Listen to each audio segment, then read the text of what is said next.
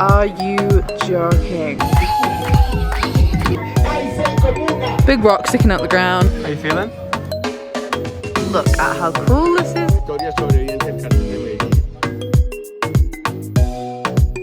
Good morning and welcome to a brand new vlog. We are in Salento, which is much further south in Colombia than the last vlogs. This is a town kind of closer to Medellin, and we decided to do a little 2-night stay here. We actually flew in last night because it was like a 14-hour bus. All of the routes were looking a bit sketchy. The flight was 50 quid, so we were like, we're gonna fly because we're pretty tight on time. So for me, that is usually where we prioritize our budget a little bit if we're like doing a country a bit quicker. Anyway, we arrived in Salento at about 7 p.m. last night, and this morning we are heading to the Cocora Valley, which is absolutely beautiful looking, very, very famous. You might have seen pictures of it, and it's gonna be our first day trip. I'm so excited. How are you feeling? Excited. Yeah, I think it'll be really good. It's gonna be gorgeous. We're currently in a queue to get in a Jeep. It's like a 30-minute drive out of the town, and then, yeah, I'll bring you along.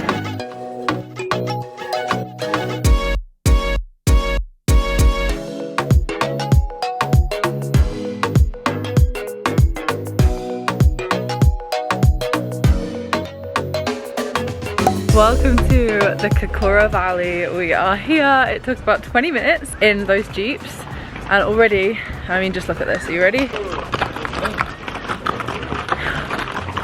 The vibes are immaculate. I don't think I've ever been somewhere, and I know I say this a lot, but I don't think I've ever been somewhere like this. I don't think I've ever been anywhere as beautiful, and I also can't think of anywhere where I'm like, oh yeah, this looks like that. This is so unique. Yeah, it's very unique. So unique. Like, let me turn the camera around. Are you ready? Are you joking? These are the tallest wax palm trees in the world. The views are just spectacular.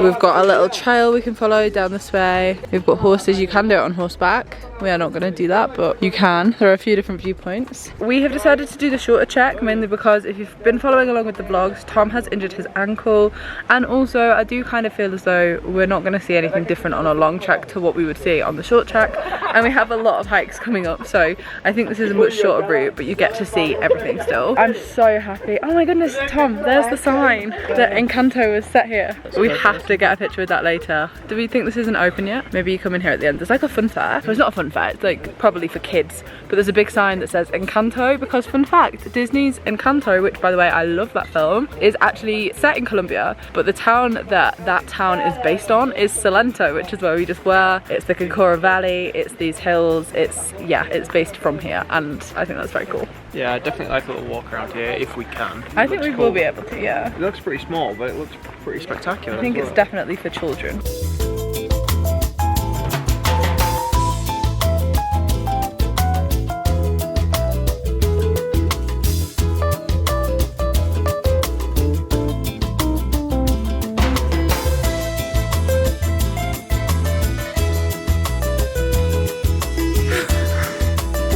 It is tiring.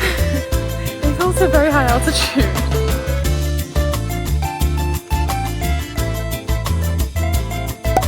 And now we have lunch, and I'm gonna be honest, I don't fully know what lunch is. We've got plantain, banana, fried egg, avocado, potentially rice cakes, don't know what they are. Rice, beans in a tray with a little side salad. And honestly, I've not tried Colombian food yet. It looks quite similar to Costa Rican food, but I'm happy with the avocado, so. Hello guys, it has been a couple of hours, I'm not gonna lie. We kind of got back from the Cocora Valley and we were like wiped out. You saw us getting some food, we had some lunch, and then we actually went back because I was just not feeling that well, and we were really tired just separately to that because we did get up pretty early. However, upon googling it, potentially maybe we're feeling altitude sickness because I didn't actually realize how high up we are here, and the valley is even higher up than here, and I've never been anywhere that's high up before. I don't think it was altitude sickness. Tom's saying it wasn't. Google says that you actually can feel altitude sickness here. I mean, if you're feeling it from that, oh, I know. Peru is going to be a struggle. It's a bit of a worry. But anyway, I mean, maybe it wasn't. Maybe I just felt a bit unwell. Whole town is like built on hills, built on all these little cobbled streets. This is not a cobbled street, clearly. Do you want to go down here or do you want to go down there? I don't mind. Let's try that way. Quite busy down here, isn't it? Gonna go for an explore, guys. What this does mean going down this massive hill is we are gonna have to come back up it. You know what? It's worth it. Look how cool this is. All the houses are so so cool. Anyway, basically, we went for a little rest. We'll come back out to go for a little explore of the town. We want to do a little bit of shopping, but obviously because we're backpacking, space is an issue. So we actually can't really buy very much stuff because we can't fit it. But they have some such lovely souvenirs that I just know I would want to keep. You guys know I love what you would call tat. I'm not calling it tat. And there's a lot of it here. There's a lot of like authentic Colombian kind of like take home bits and bobs. But we're going to be good. But it doesn't mean that we can't look and we can't have an explore. One thing there is a lot of is hats. This country love a hat. I love a hat, and I actually quite like them, but I don't have the space. Every 3 seconds somebody's trying to sell you a hat. Like a fedora style hat, not like a baseball cap. And ponchos. I feel like it's your classic cartel hat. Cartel. You know, like, no? I don't know, is it? Yeah. I just thought it was a fedora. You want to look in there? I really like the poncho. Tom wants to buy a poncho. I think it's a poncho, yeah. All of these streets are met with pretty spectacular mountain views at the end of them, which is just amazing. This is the kind of main square here in Salento. It's got a big church in it, which dongs every single hour all through the night, by the way, just in case you were wondering. Oh, Tom's got a pizza. What are you having for breakfast tomorrow? Well, might finish it tonight. Whenever we order pizza, guys, we're always like, oh, we'll save that until tomorrow, have it for lunch. Always end up finishing it because I'm always so hungry by the time it gets to dinner time. Especially when we've done a big walk. Today's been a long day. I'm so ready for this meal. Oh, we got some veggies tonight. Underneath all that pasta, there are some veggies.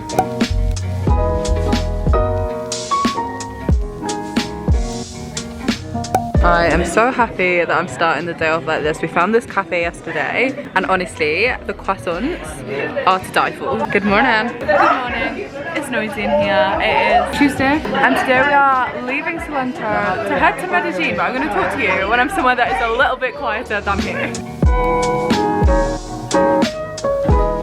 So this is going to probably be our last look at the town of Salento as we're leaving in an hour or so. But this is the backdrop. I don't know if I showed you this yesterday, but this is like the main square. The most incredible landscape. But we are about to head back to the room because we need to pack up our stuff.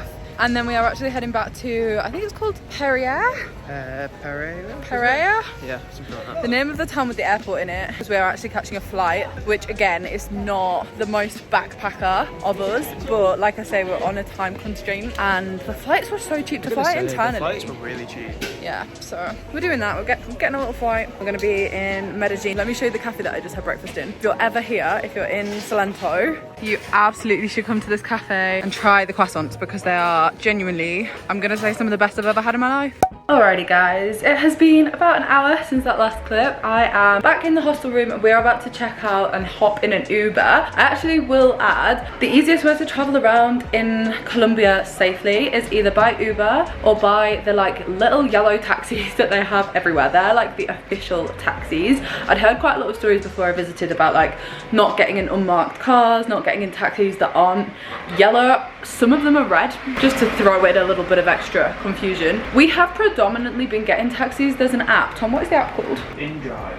Called InDrive, where it's basically the same as Uber. It's official, it's licensed, but you can like submit a price, so like usually a bit less than Uber, and people will accept the offer that are in the area. That is actually how we've been traveling around quite a lot, because it kind of means that you can negotiate, but it's all done within an app. They're all licensed. You can like check the reviews and stuff. However, from Salento, that's not an option because this town is so small and we're like quite far away from any major city. We're gonna have to use Uber, I think, to be able to get back to the main city, to go to the airport, to head to Medellin, which is gonna be the second half of this vlog. I've tried to kind of split all the travel vlogs into 2 locations per vlog so far so that it's not super overwhelming, but I am going to do a roundup of all of our route in total, like probably on my Instagram and my TikTok, so make sure you're following me over there. Anyway, I'm going to show you the room. Obviously we are checking out a bit, but this has been the hostel room that we're staying in. Here's Thomas. It's very cute. It's like a really old wooden house. Like all of the beams in the roof are all kind of like actual genuine wood. This is like a genuine wooden floor. It's very creaky. They've got a really old Singer sewing machine here. My granddad actually used to have one of these, which is, yeah, very vintage, very cute. And then it's just got 2 shutters. There's like no glass in the window. It's just these 2 shutters. And then you're out onto the street out here. It's called the Corner House Hostel, and it only actually has 4 rooms. There's 3 dorm rooms and 1 private room. So there's only about 12 of us staying here. 12 of us staying here, so we've kind of like seen everybody because the hostel's so tiny. It feels like a family. And I'm actually really enjoying staying in hostels like that over like big party hostels because it does just feel like a bit safer, a bit more like a community. So I'm gonna link this hostel down below. I'll link the next one we're staying in as well, and I'll catch up with you at the airport.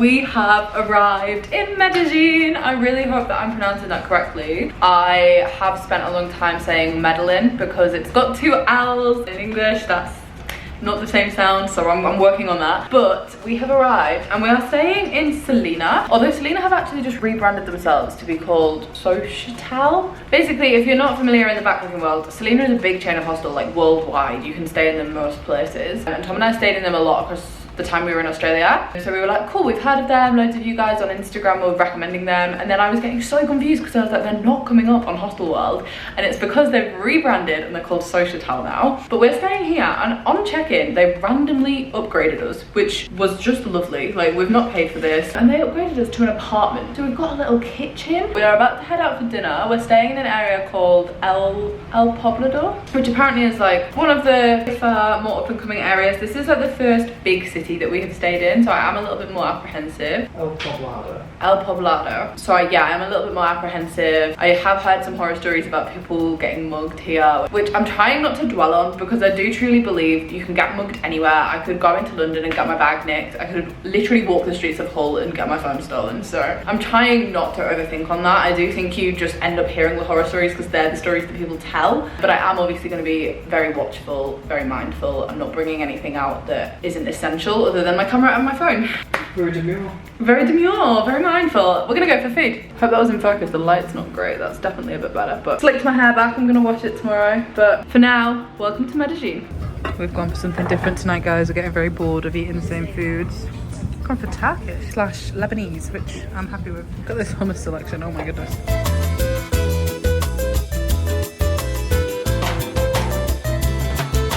It is lunchtime. We are out and about on the street and we have just come to grab some quick tacos before we go on a walking tour of Communa 13. I'm hoping that this cures me. Tom and I both feel a bit unwell. I'm not really sure why. I don't know if maybe we've eaten something, like my tummy just doesn't feel good. I think sometimes I forget that this happens to me most of the time that I'm traveling, like especially in Asia. I'm always like, oh, my tummy's not good today. I kind of forget about that, and then when it happens I'm like, what is wrong with me? And then I'm like, no, I actually think this is normal when I'm backpacking. Got 2 tacos.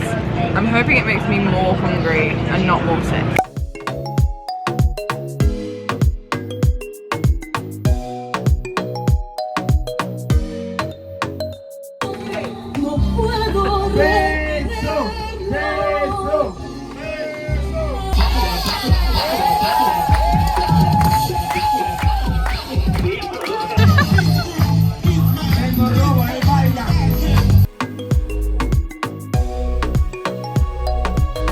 We are on a basketball court in Communa 13. Here is Thomas.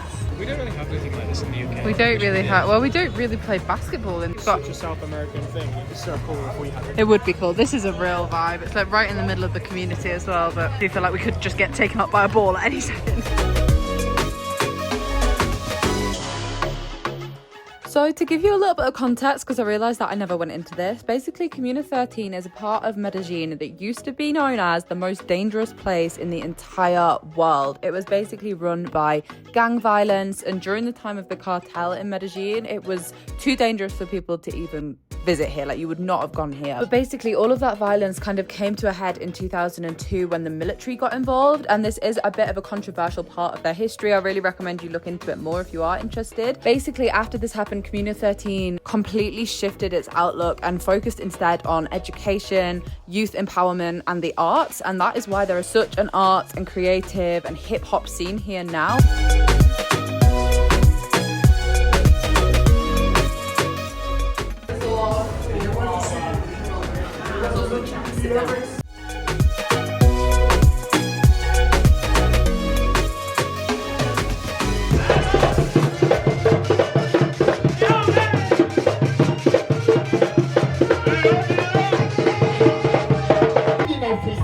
Porque lo merecen. Hay 6 comunas. Everyone say 13 comunas. Comuna. Do you like? Mason, no, Mason, no. I'm sorry for... Good morning. It It is so bright and early, and you might be thinking, you didn't film very much yesterday, you didn't really tell us about the tour that you did. No. Tom and I are not feeling too well. Like, we both came back and we were just like, we should lay down. Like, my stomach is not good, and we ate at lunchtime and I don't think that it helped, and I really wanted it to because I was like, I want this to be one of those settings where you actually just need food and then you're gonna be fine. That was not what was happening. So we did this like 6-hour walking tour, and I was like, and Tom was looking at me and he was like, and I was like, but the actual place was amazing. Like, it was so good, it was so interesting. I think it's got such an interesting history, such a difficult history. Hopefully I voiced it over. We got chatting to the guide, his name was Adrian, and he said he would send us over a document with some information. But today I've woke up, I still kind of don't feel great, but we really want to do a day trip to Guatape? Spanish pronunciation, I'm so sorry. This place. So we've organised this with Get Your Guide, and we are about to head there now, and it is 6:30 in the morning. There's a little hike involved. I'm just hoping we're going to be fine. Honestly, I really do want to go. I really want to see it. So I'm like, ignore it. You're fine. Ignore it. So we're going.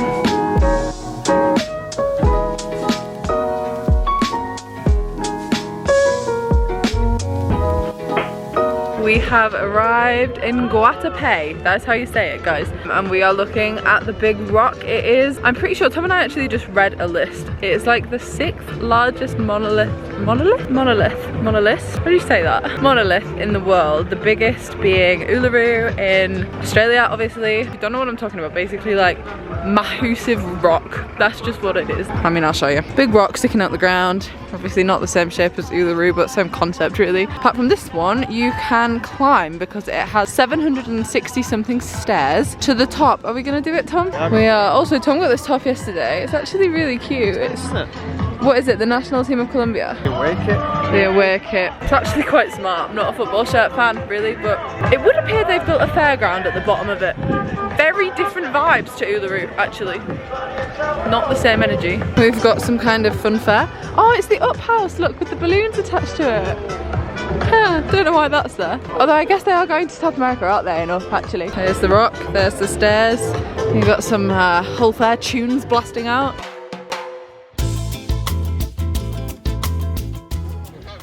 How you feeling? Lightheaded. But while she's sat down being miserable, let me show you the view.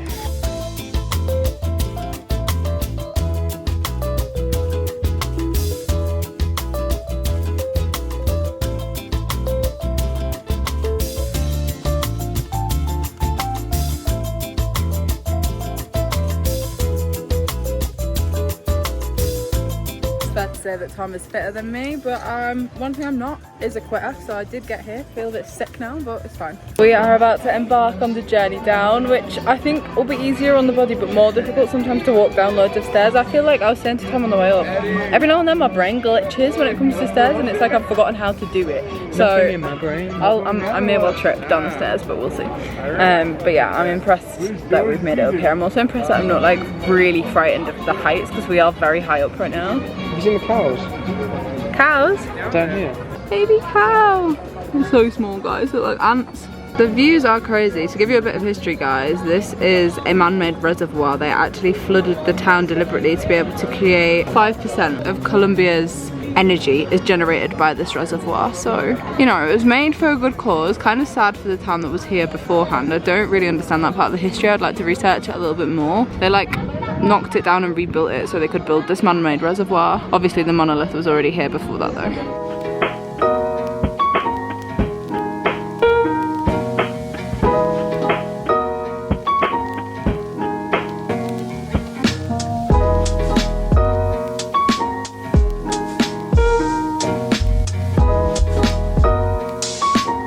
Look at how cool this is, guys. This is like the most famous street in this town. Everybody is down here taking their Instagram pics. Not us though, because I'm fighting for my life, feeling not too well right now. The cinnamon bun is out, guys. Apparently this is really famous here. You can get one. There's like a little hole in the wall place called xoxo. They're probably my favourite snack. Tom loves a cinnamon roll, specifically from Cinnabon. which we just don't really have in the UK. Which is quite sad, but yeah, they're just so good. I know. That's like the prettiest cinnamon roll ever. So we have just stopped off for some lunch and we have come to visit a replica town. They've rebuilt this little bit to look like a replica of what the other town was like before they kind of got rid of it to build the reservoir. And it's honestly, it's like being in Disney. I feel like I'm in Magic Kingdom, the way that it all just feels like fake shop fronts. We're about to head to our last activity of the day, which is a little boat trip on said reservoir. And I think we also get to visit the house that used to belong to Pablo Escobar that was in this area, but I'm not 100% sure on that. But we're definitely going on a boat trip and we're definitely going on the reservoir, so I'm gonna head to do that.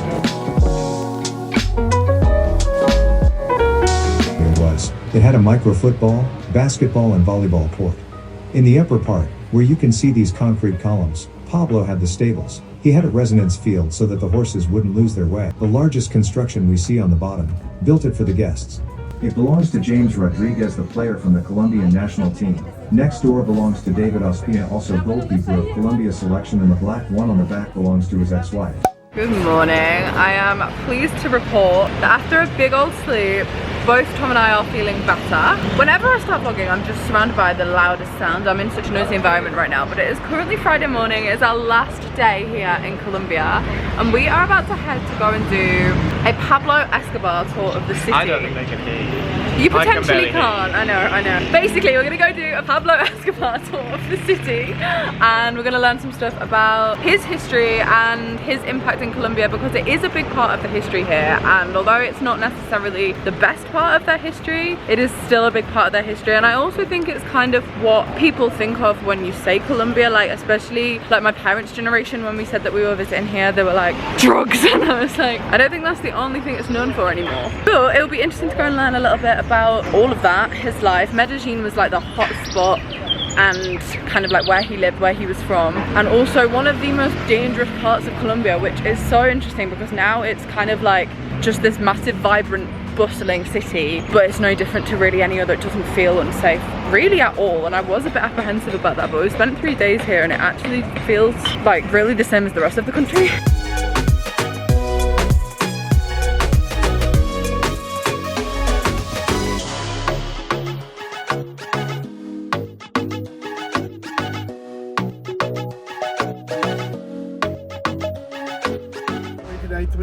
One day after his birthday, 44 years old. Next person, younger brother. This guy is 19 years old. He died by Christmas Eve. The cartel took him to stone. And the family prayed, please kill him now. Mano Ton, yo soy Carietón, historia sobreviviente del cartel de Medellín. Yo quiero decirte una cosa, yo soy un hombre nuevo. Te vas a llevar una historia real del cartel de Medellín. Lo único que yo te pido a ti es que me aconsejes a la juventud, no a la droga, no a la mafia, no al sicariato. A la juventud que por favor estudien y estudien. Ton, Dios te bendiga a ti y toda tu familia y que te llenen de mucha salud. Line over there. So that's the window in back.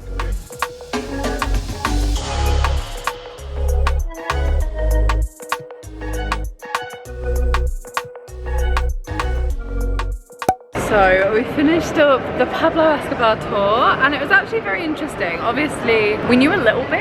I don't think we knew as much as the rest of the people there because we've never seen Narcos and everybody else pretty much had seen Narcos, and I feel like that's like quite a big insight into, I don't know if it's specifically Pablo Escobar or just the cartel. I think it's loosely based on the cartel. Yeah. But anyway, now it has been a few hours and we have popped into a shopping centre, as you can see behind us, because we are about to head to the airport to go to Peru, and Tom needed to buy a few more bits and bobs for our hike. Originally we thought we were going to have a bit more time to prepare for this. Basically, if you haven't seen it on my Instagram, we are starting our trip in Peru at Machu Picchu, but that was not our original plan. We thought we would have time once we were in Peru to kind of like work out what we needed. We have had to shift our plan around, haven't we? Just a little bit.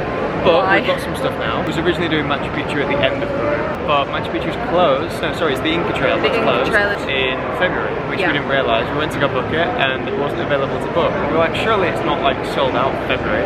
Did a bit of research, it's closed. Bearing in mind this was in December as well, but it's not that obvious. Like we did have to do a bit of digging. So we allocated this afternoon to come and buy some waterproofs for Tom to get like the right kind of trousers. I'm gonna risk it with just my leggings and like my sports shorts. I've got a waterproof coat, just hoping it doesn't rain. It's actually not forecast to rain. The benefit of leaving it this late is we can see the forecast, but obviously it's very temperamental. We're gonna get an Uber back to the hostel, get our bags, and then head to the airport.